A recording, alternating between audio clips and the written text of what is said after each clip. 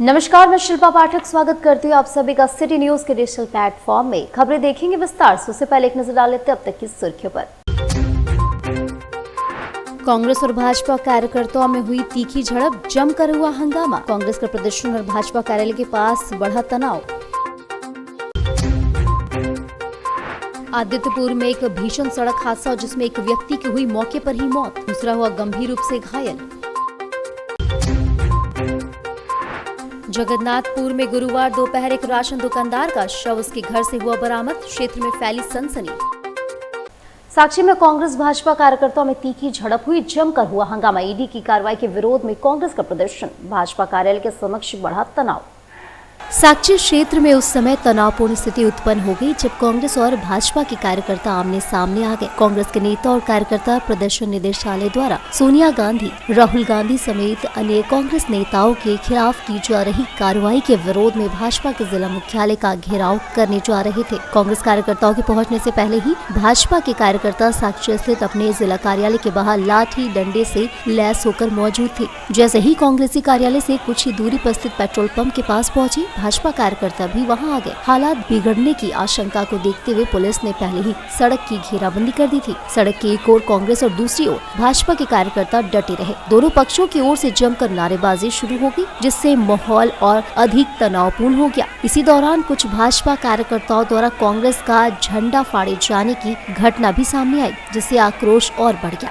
लगातार हंगामे के दौरान कई बार दोनों पक्षों के बीच हाथापाई की नौबत आ गई। साक्षी बंगाल क्लब स्थित पेट्रोल पंप के समीप सड़क पर करीब आधे घंटे तक हंगामा चलता रहा, जिसके कारण क्षेत्र में यातायात भी प्रभावित हुआ। मौके पर तैनात पुलिस बल की सक्रियता के कारण किसी बड़ी घटना से बचाव हो सका। कड़ी मशक्कत के बाद स्थिति को नियंत्रित किया गया। फिलहाल पुलिस प्रशासन पूरे घटनाक्रम पर नजर बनाई हुई है और इलाके में अतिरिक्त सतर्कता बढ़ती जा रही है। जो कांग्रेसियों ने यह बीजेपी कार्यालय का घेराव करने वाले, अरे उल्टा चोर कोतवाल को डांटे। भारतीय जनता पार्टी जो राष्ट्र के लिए राजनीति करती है, जो राष्ट्र की हक की बात करती है, आदरणीय नरेंद्र मोदी जी राष्ट्र के लिए जीते हैं। अब भारतीय जनता पार्टी का एक एक कार्यकर्ता राष्ट्र के लिए जीता है। और कांग्रेसी जो राष्ट्र विरोधी बात करते हैं, उनकी जो सुप्रीमो हो इटली की है और वो देश की क्या बात करेंगे। और भारतीय जनता पार्टी के कार्यकर्ता को जब मालूम चला जो कांग्रेसी आने वाले हैं, तो लाठी लेकर यहाँ पर उसके स्वागत के लिए एक एक कार्यकर्ता जिला अध्यक्ष के साथ खड़े थे और उन्हें आमंत्रण दे रहे थे, निमंत्रण दे रहे थे। तो हिम्मत है तो आओ भारतीय जनता पार्टी के कार्यालय में। एक भी कांग्रेसी सीधा पैर से नहीं जाएगा, यह मैं चेतावनी देने के लिए यहाँ पर आया हूँ। लेकिन उनकी हिम्मत नहीं हुई, चंद लोग उन्होंने आया था और वह 300 मीटर दूरी पर ही बैठ गए। यह मैं कहना चाहता हूँ, भारतीय जनता पार्टी शास्त्र और शस्त्र पर विश्वास करती है, शास्त्र की बात करती है। अगर किसी प्रकार की दुर्भावना से यहाँ पर आएंगे तो उसका उनका जवाब, करारा जवाब मिलेगा। यही बात को लेकर हम लोग यहाँ लाठी लेकर बैठे हुए हैं। इस तरीके से भारतीय जनता पार्टी संवैधानिक संस्थाओं का दुरुपयोग करके विपक्ष के नेताओं को अपने झूठे मुकदमे फंसाकर जेल भेजने का कार्य पिछले 10-12 सालों से कर रही है। इसी क्रम में उन्होंने हमारे पूर्व राष्ट्रीय अध्यक्ष माननीय राहुल गांधी, माननीय सोनिया गांधी जी को झूठे मुकदमे में, मनी लॉन्ड्रिंग का झूठा मुकदमा बना करके उन्होंने परेशान करने का कार्य किया। और कोर्ट से ये फैसला हुआ कि इस मामले में कोई तथ्य नहीं है, कोई प्रमाण नहीं है। किसी के व्यक्तिगत मामले में, किसी के व्यक्तिगत आरोपों से कोई मामला नहीं बनता है, उसके लिए पुख्ता सबूत होने चाहिए। ईडी सीबीआई के पास कोई सबूत नहीं था, मगर हमारे नेताओं को उन्होंने हैरान और परेशान करने का काम किया, उनकी छवि को धूमिल करने का काम किया। भारतीय जनता पार्टी अपने इस तरह के प्रोपेगेंडा चलाती आई है, जिसका आज कोर्ट ने बेनकाब कर दिया और हमारे नेताओं को क्लीन चिट दी है। जिस नेशनल हेराल्ड मामले में उन्होंने दोषी बनाया गया था, उसमें पूरी तरीके से दर्शन कर रहे हैं। जिस तरह भाजपा लगातार जो सरकारी तंत्र है, जो देश की एजेंसियां थी, उस एजेंसियों का उपयोग आप देख रहे हैं 11 साल से विपक्ष की आवाज को दबाने के लिए किया जा रहा है। लाख ईडी भेज दे, दबाने की कोशिश करे, दबने वाले नहीं है राहुल गांधी जी, आज के युग के गांधी। और जिस तरह मनरेगा का नाम बदला जा रहा है और मनरेगा जैसा रोजगार जो विश्व का सबसे बड़ा रोजगार था, गांव तक पहुंच जाता, जिसको भी भाजपा खत्म कर रही है। उन लोगों के हाथ में तो डंडे थे और जबरदस्ती चढ़ रहे थे, हमें रोक दे कि आप रोक रहे, दूर रहिए, खड़े होकर रोकिए, लेकिन आप हम पर चढ़े जा रहे हैं। जेंट्स भी धक्के दे रहे हैं भारतीय जनता पार्टी के, लेडीज भी गलत गलत शब्दों का इस्तेमाल कर रही हैं हमारे नेता राहुल गांधी जी के बारे में।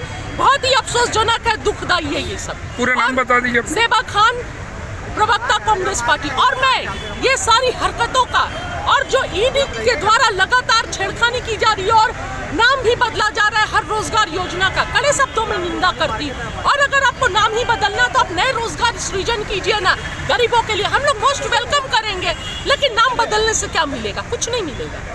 और इधर आपको बता दें, आदित्यपुर में एक भीषण सड़क दुर्घटना हुई जिसमें एक युवक की मौत हो गई, दूसरा गंभीर रूप से घायल हो गया।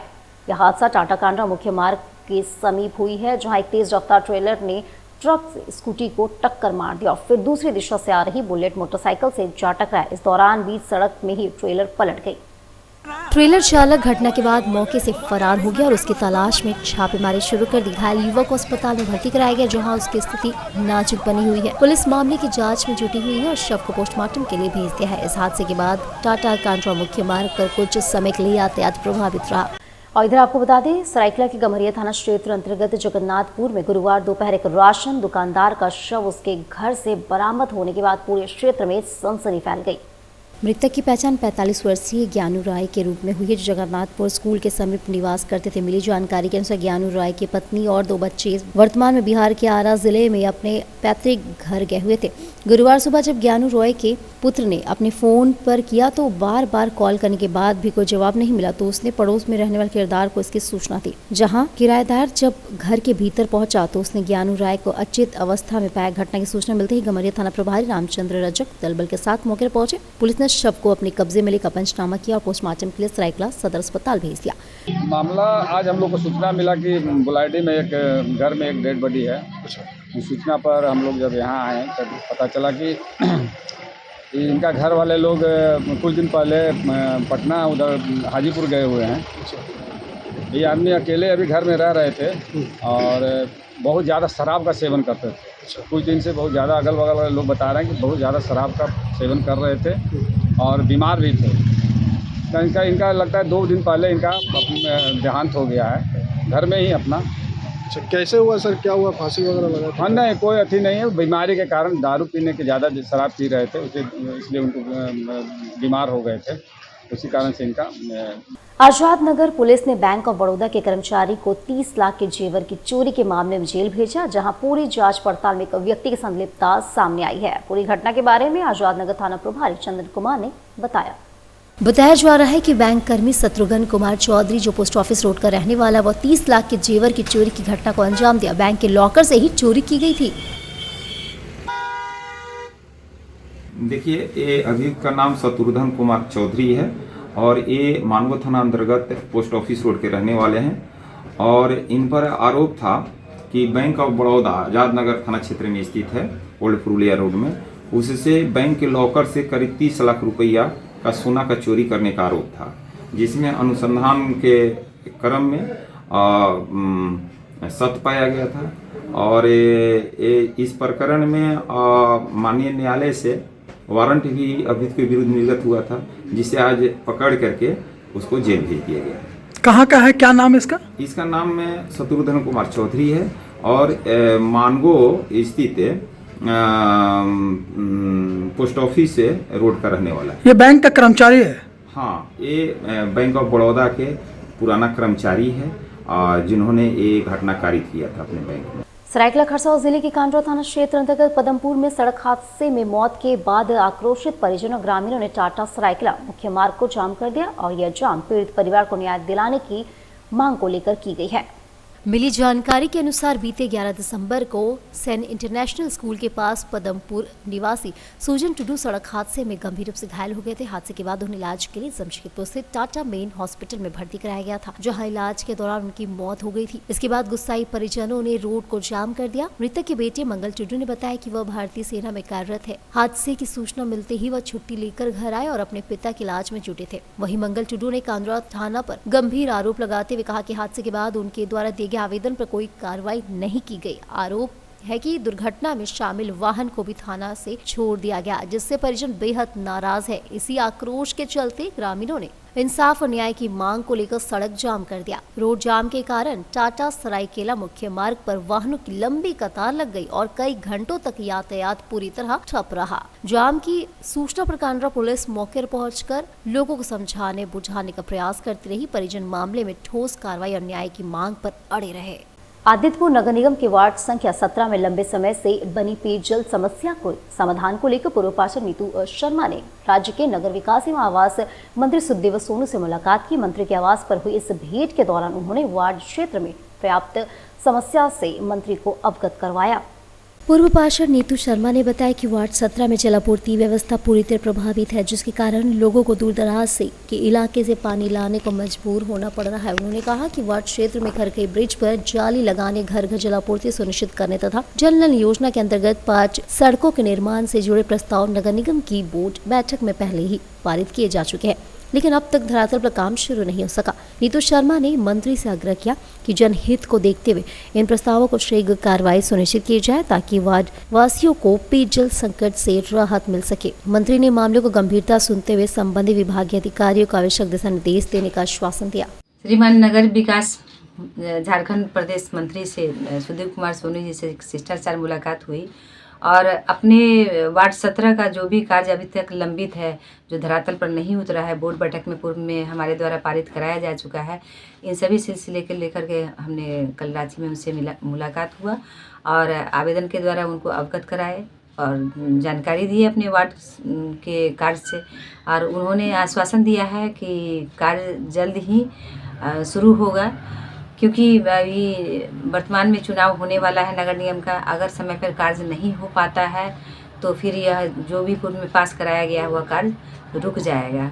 और ऐसे जैसे कि हमारे वार्ड में सबसे पहले पानी की जो समस्या है, घर घर जल नल की जो बात हुई थी कि जल्द ही पेयजल उपलब्ध होने वाला है, वो अब तक काम नहीं हो पाया। जल मीनार तो बन गया है लेकिन नहीं हो पाया है, तो इन बातों से उनको रूबरू कराए। दूसरा चीज़ है कि हमारे ही वार्ड के 17 में खरकाही ब्रिज के जाली को पास करवाए थे हम लोगों ने बोर्ड बैठक में, तो वो भी काम नहीं हुआ है। हरिओम नगर 2 नंबर, 3 नंबर, 4 नंबर और 5B जो है, जो हरिओम नगर से लेकर शिव मंदिर से पीछे तक बैंक कॉलोनी तक जो पथ जोड़ता है, कृष्णा सूट्स के पीछे हाउसिंग कॉलोनी का जो पथ है, वह भी काम नहीं हुआ है। और हमारे जो मुख्य संजीवनी हॉस्पिटल है, वहाँ का भी पथ को हमने बोर्ड बैठक में पारित कराया था, जो अब तक धरातल पर कार्य नहीं हुआ है।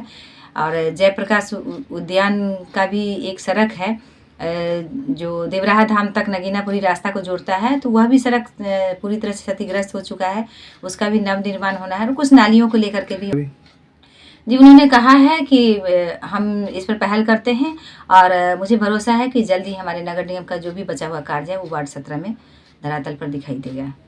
चांडिल अनुमंडल क्षेत्र के गौरी घाट में लगातार अवैध बालू ढुलाई चल रही। स्थानीय ग्रामीणों ने बालू माफियाओं के खिलाफ आवाज उठाई और प्रशासन से गुहार लगाई कि ग्रामीणों की मांग है बालू घाटों को जल्द से जल्द बंद कराया जाए।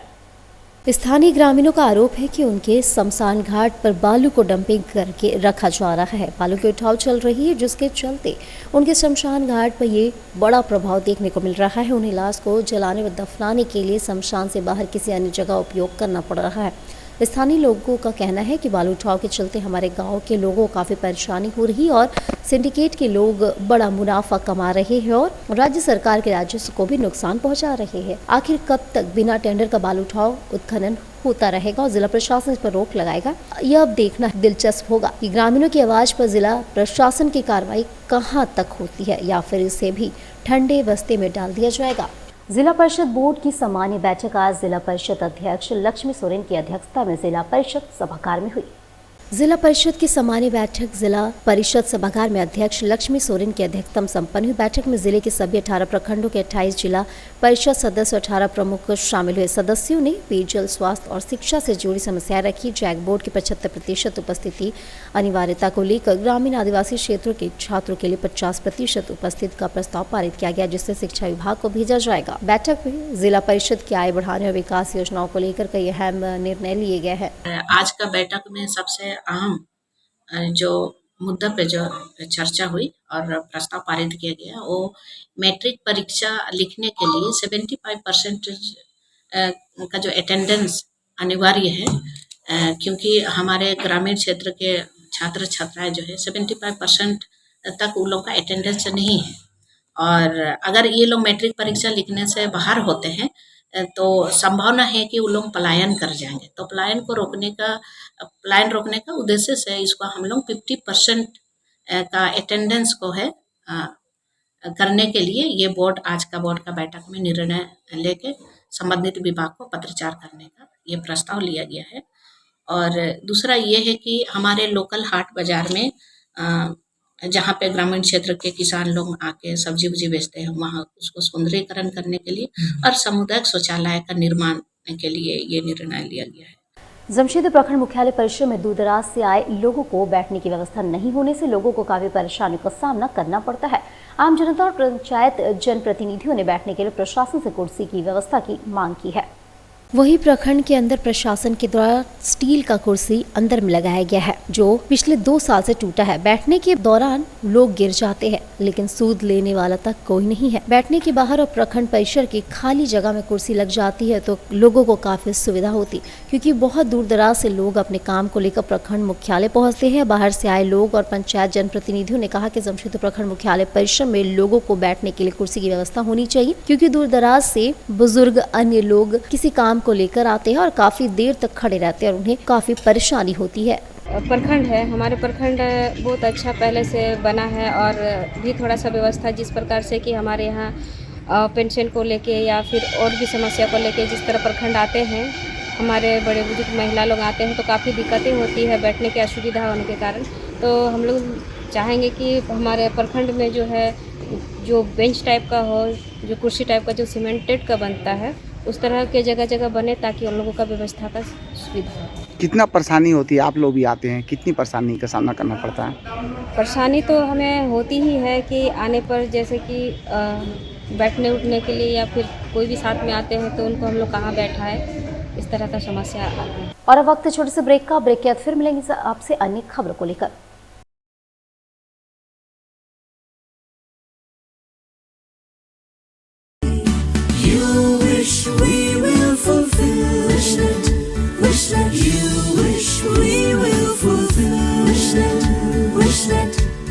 विशनेट ब्रॉडबैंड, আপনার ब्रॉडबैंड साथी।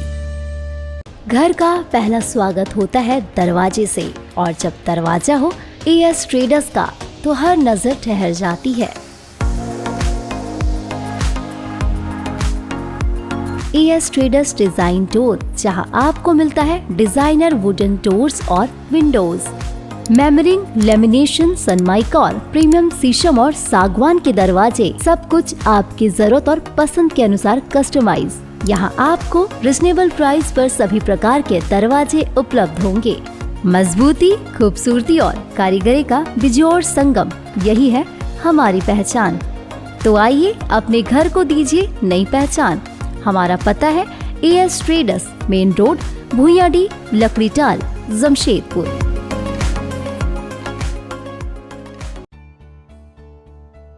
बेहुनर आदमी जिंदगी भर नौकरी की तलाश में भटकता है और हुनरमंद इंसान को नौकरी तलाश करती है।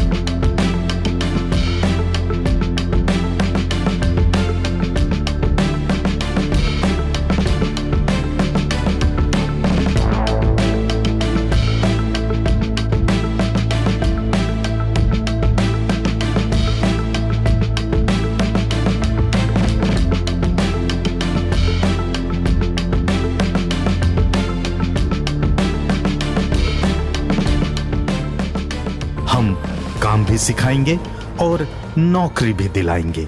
अधिक जानकारी के लिए संपर्क करें अंतर्राष्ट्रीय मान्यता प्राप्त Rabia technical institute and placements council approved by government of India और देखें हमारा वेबसाइट www.rabiainstitute.in।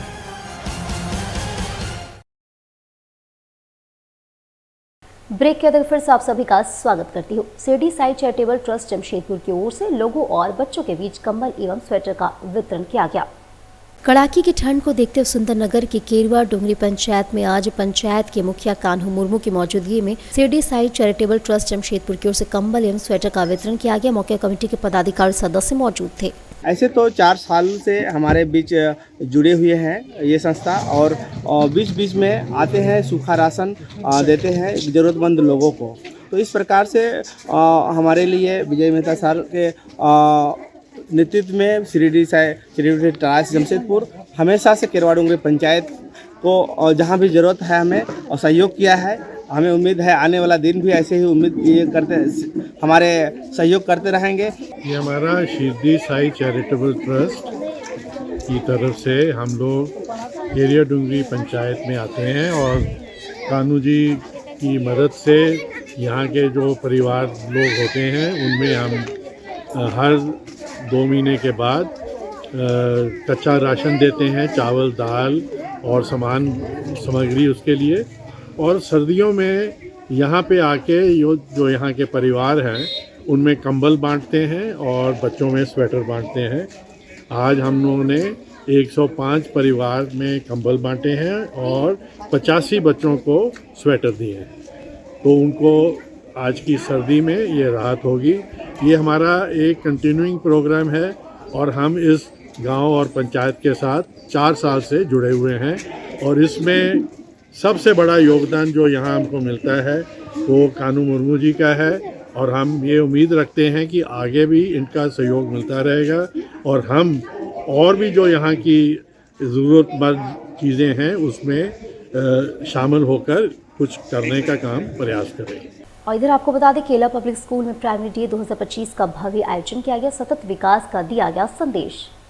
वर्तमान जरूरतों को पूरा करते हुए भविष्य की पीढ़ियों के लिए संसाधनों का संरक्षण और उनका संतुलन उपयोग की सशक्त विकास का मूल उद्देश्य है। पर्यावरण, अर्थव्यवस्था और समाज ये तीनों इसके मुख्य स्तंभ है जो मिलकर दीर्घकालिक एवं संतुलित विकास को सुनिश्चित करते हैं। इसी संदेश के साथ जमशेदपुर से केला पब्लिक स्कूल मानकों में छात्र छात्राओं, शिक्षकों एवं विद्यालय प्रबंधन के संयुक्त तत्वाधान में प्राइमरी डे 25 का भव्य आयोजन किया गया। इस वर्ष कार्यक्रम की थीम रखी गई जिसमें सतत विकास, नन्हे मुन्ने बच्चों ने पर्यावरण संरक्षण, संसाधनों के विवेकपूर्ण उपयोग तथा भविष्य के प्रति जिम्मेदारी का प्रेरक संदेश प्रस्तुत किया। कार्यक्रम का आयोजन केला पब्लिक स्कूल मानकों के प्रांगण में किया गया जहां बड़ी संख्या में अभिभावक एवं आमंत्रित अतिथि उपस्थित रहे। विद्यालय प्रबंधन ने सभी से बच्चों का उत्साह पूर्वक एवं उनका मनोबल बढ़ाने की अपील की। मैं Mrs Rupa Ghosh, principal Kerala public school Mango. आज हमारे स्कूल में प्राइमरी डे सेलिब्रेशन हुआ जिसमें 356 बच्चों ने पार्टिसिपेट किया। हमारे गेस्ट ऑफ ऑनर थे our academic director of Kerala public schools Mrs Lakshmi R, then we had Mrs Sangeeta Samanta, chief carry Mr Kishore Kumar Ojha and principals and vice principals of all the branches of KPS. We had teachers also from the other branches of KPS. Everybody appreciated our program because the theme of the program was sustainability, on which we presented different songs, dance performances, skit and choral recitation. Thank you. Kadma वृद्ध महिला 15 दिनों से लापता है। परिजनों ने SSP से मदद की गुहार लगाई है। जमशेदपुर के कदमा थाना क्षेत्र के शास्त्री नगर ब्लॉक नंबर 2 निवासी वृद्ध महिला 15 दिन से लापता है, जहां पुलिस के हस्तक्षेप के बाद भी उनकी मां अमीना नहीं मिली। वहीं उनकी बेटी सबीला बीबी ने गुरुवार को एसएसपी को ज्ञापन सौंपकर अपनी मां को खोजने की फरियाद लगाई। सौंपे गए ज्ञापन में बताया गया कि उनकी 60 वर्षीय वृद्ध मां अमीना बीते 15 दिनों से लापता है। उन्होंने अपने स्तर से खोजबीन की किंतु उनका कोई अता पता नहीं चल सका। 4 दिसंबर को उनकी माता की गुमशुदगी का मामला थाने में दर्ज कराया गया था। वो मानसिक रूप से विक्षिप्त थी। साथ ही फिलहाल एसएसपी ने उनकी शिकायत सुनते ही मां को खोजने का आश्वासन दिया। आज एसपी साहब क्या बोले? एसपी साहब बोले हैं कि आप 21 तारीख को आने के लिए बोले हैं और कंप्लेंट वहीं पर ही मतलब उनकी खोज की जारी की जाएगी। ये बात हुआ है। सारी जगह आप लोग खोज लिए? हाँ, सारी जगह में हम लोग खोजे, कहीं भी नहीं मिले। एसपी साहब बोले हैं कि कदमा साहब ने आने के लिए मिल जाएंगे। कहाँ रहते हैं आप? हम शास्त्री नगर में रहते हैं। आपका नाम? चाइना परवीन। और इधर आपको बताते चले, पश्चिमी सिंहभूम जिला प्रशासन और पुलिस की ओर से नेपाल के काठमांडू से और 6 बच्चे को रेस्क्यू करके चाईबासा लाया गया। इन बच्चों को उनके परिजन को सुपुर्द कर दिया गया। इससे पहले 4 बच्चों का रेस्क्यू किया गया था और 2 बच्चे काठमांडू से भागकर चाईबासा आ गए थे। अब तक 11 बच्चों का रेस्क्यू किया जा चुका है। इस दौरान इस अभियान के लिए डीसी और एसपी द्वारा चाईबासा एसडीपीओ बहामन टूडी के नेतृत्व में विशेष छापेमारी टीम का गठन किया गया, जिसमें चाईबासा सदर के अंचलाधिकारी उपेंद्र कुमार, मुफस्सिल थाना प्रभारी विनोद कुमार, पुलिस अवर निरीक्षक मिठुन कुमार व दशरथ जामुदा एवं चाइल्ड लाइन के सदस्य मोहम्मद इमरान शामिल है। आपको बता दें कि पश्चिमी सिंहभूम जिले के विभिन्न प्रखंडों से ह्यूमन ट्रैफिकिंग के माध्यम से शिक्षा के नाम पर 3 दर्जन से ज्यादा बच्चों को नेपाल के काठमांडू स्थित नमो वृद्धा मेडिटेशन एवं एजुकेशन संस्थान में भेजा गया है। इसमें से मुफस्सिल थाना क्षेत्र के रांगामाटी गांव के 11 बच्चों को भेजा गया था। वहीं मामला दर्ज करने के बाद जिला प्रशासन और पुलिस की ओर से प्रयास शुरू किया गया है और बाकी के नाबालिग 6 बच्चों काठमांडू से वापस लाया गया है।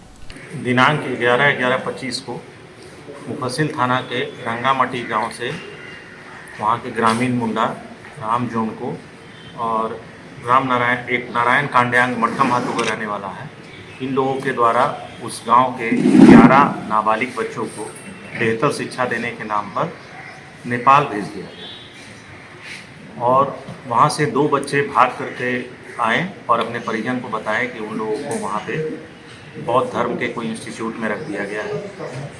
इसके बाद वहाँ के एक उनके परिजन है सालुक बोयपाई, उनके द्वारा एक आवेदन दिया गया और उनके आधार पर आहातू थाना में 5/25 कांड संख्या दर्ज किया गया इन दोनों के विरुद्ध और पुलिस अधीक्षक महोदय और जिला प्रशासन डीसी महोदय के निर्देशन पर एक विशेष छापामारी दल का गठन किया गया।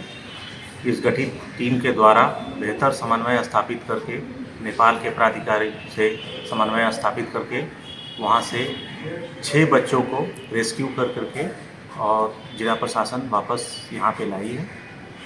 उन दोनों अभियुक्तों के खिलाफ छापामारी की जा रही है। वो लोग भागे फिर रहे हैं, उनकी गिरफ्तारी के लिए प्रयास किया जा रहा है। आरएमएस हाई स्कूल बालीचेला परिसर वार्षिक पुरस्कार वितरण समारोह का भव्य एवं गरिमामय आयोजन किया गया। आरएमएस हाई स्कूल बालीचेला में वार्षिक पुरस्कार वितरण समारोह का भव्य आयोजन किया गया। समारोह शैक्षणिक सह पाठ्यक्रम गतिविधियों और अनुशासन में उत्कृष्ट प्रदर्शन करने वाले विद्यार्थियों को सम्मानित किया गया। साथ ही आईएससी परीक्षा में उत्कृष्ट प्रदर्शन के लिए हर्ष कुमार गुप्ता को विशेष सम्मान मिला। प्राचार्य प्रतिमा सिन्हा ने गुणवत्तापूर्ण शिक्षा पर जोर दिया। तो हम क्या देखते हैं कि आज जो टैलेंट है उस टैलेंट को हम कैसे उभार सकते हैं। हमारे प्रयत्न रहेगा कि आज प्रतिभा बहुतों में है, तो हम ये देखते हैं कि जो प्रतिभा को हम किस तरह से उभार सकते हैं उसका हम लोग प्रयत्न करेंगे। हमारे पास बगल में ही आपके ये सोनारी पोस्ट ऑफिस के बगल में जो ग्राउंड है वो भी अभी टाटा स्टील ने हमें दिया है, जिससे कि हम खेल कूद के माध्यम से वहाँ और अच्छा बच्चों को बने खेल कूद का भी वो ट्रेनिंग दे सके। हमारे पास सारी तरह की फैसिलिटीज़ है, हैंडबॉल, बेसबॉल, फिर आपके ये वॉलीबॉल, सभी तरह की है, कबड्डी, सारी तरह की खेल की सुविधाएं हम लोग प्रोवाइड करते हैं और हमारे उसके लिए अच्छे शिक्षित टीचर भी हैं। हमारे आज यहाँ जो स्कूल में स्मार्ट क्लासेस है ये भी हमने अभी शुरू किया है और जो स्मार्ट क्लासेस है मुझे ये कहने में कोई संदेह नहीं कि बेस्ट स्मार्ट क्लासेस हमने यहाँ पे प्रोवाइड किया है। 6 स्मार्ट क्लासेस।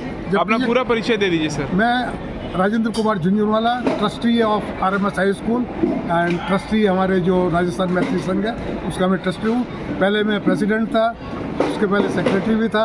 11वीं स्टेट कराटे चैंपियनशिप 19 से 21 दिसंबर तक जेआईडी में होगा, जहां 11 जिलों के कराटेकार लेंगे हिस्सा। चयनित खिलाड़ियों को नेशनल खेलने का मौका भी मिलेगा। कराटे 2 एसोसिएशन ऑफ झारखंड के तत्वाधान में 11वीं स्टेट कराटे चैंपियनशिप का आयोजन जमशेदपुर के JRD टाटा स्पोर्ट्स कॉम्प्लेक्स में 19 से लेकर 21 दिसंबर तक होगा। इस टूर्नामेंट के बारे में जानकारी देते हुए एसोसिएशन के अध्यक्ष नंदजी प्रसाद ने बताया, यह चैंपियनशिप पिछले 7 वर्षों के बाद जमशेदपुर में आयोजित किया जा रहा है। इससे पहले लगातार रांची, बोकारो एवं अन्य जिलों में हो रहा था। उन्होंने बताया कि पूरे राज्य में 11 जिलों से इसमें चुने हुए खिलाड़ी भाग लेंगे। नंदजी प्रसाद ने बताया कि 21 दिसंबर को यहाँ पर फाइनल खेला जाएगा, पुरस्कार वितरण किया जाएगा। यहाँ से जीतने वालों को राष्ट्रीय चैंपियनशिप में भाग लेने का अवसर मिलेगा। 19, 20, 21 दिसंबर 11th स्टेट कराटे चैंपियनशिप चल रही है, जिसका ऑर्गेनाइज जमशेदपुर डिस्ट्रिक्ट के द्वारा, ईस्ट सिंहभूम डिस्ट्रिक्ट के द्वारा किया जा रहा है। कराटे 2 एसोसिएशन ऑफ झारखंड का यह 11th स्टेट कराटे चैंपियनशिप है और इसमें करीब 16 डिस्ट्रिक्ट के मेंबर भाग ले रहे हैं। और अब चलते चलते एक नजर डाल लेते अब तक की सुर्खियों पर। कांग्रेस और भाजपा कार्यकर्ताओं में हुई तीखी झड़प, जमकर हुआ हंगामा। कांग्रेस का प्रदर्शन और भाजपा कार्यालय के पास बढ़ा तनाव। आदित्यपुर में एक भीषण सड़क हादसा जिसमें एक व्यक्ति की हुई मौके पर ही मौत, दूसरा हुआ गंभीर रूप से घायल। जगन्नाथपुर में गुरुवार दोपहर एक राशन दुकानदार का शव उसके घर से हुआ बरामद, क्षेत्र में फैली सनसनी। तो आज के बुलेटिन में बस इतना ही। कल फिर मिलेंगे और खबरों को लेकर, तब तक के लिए नमस्कार।